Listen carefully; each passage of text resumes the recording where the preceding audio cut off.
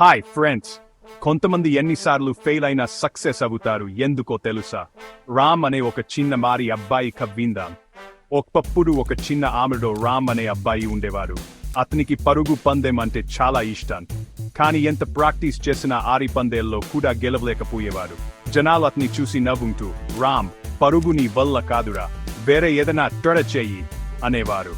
కానీ రామ్ వాడ మాటలు పట్టించుకోలేదు.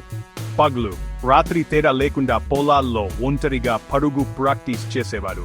శ్వాస ఎలా తీసుకోవాలో, స్పీడ్ ఎలా పెంచుకోవాలో, స్టామినా ఎలా పెంచుకోవాలో నేర్చుకున్నాడు. ఒకరోజు రామ్కి జిల్లా స్థాయి పోటీలో పాల్గొనే అవకాశం వచ్చింది. ఇదే అతనికి నిజమైన పరీక్ష. పరుగు పందెం మొదలైంది. మొదట్లో రామ్ వెనకబడి ఉన్న తన కష్టం మీద నమ్మకంతో పరిగెత్తాడు. చివరి క్షణాల్లో అందరినీ దాటుకుంటూ ముందుకు దూసుకెళ్లి మొదటి స్థానంలో నిలిచాడు. అందరూ ఆశ్చర్యపోయారు. రామ్, నీ కష్టం ఫలించిందిరా అని అతన్ని మెచ్చుకున్నారు. అప్పుడు రామ్, ఎవరు నమ్మకపోయినా నేను నమ్మాను, కష్టపడితే ఏదైనా సాధించవచ్చు అన్నారు. కాబట్టి గుర్తుంచుకోండి, ఎవరు నమ్మకపోయినా మనల్ని మనం నమ్మాలి. గెలుపు దారి కష్టమే, కానీ దింగ్తుచో సంకల్పంతో సాధించవచ్చు. కష్టానికి తప్పకుండా ఫలితం ఉంటుంది. మరిన్ని వీడియోలు కోసం లైక్, షేర్, కామెంట్ చేయండి.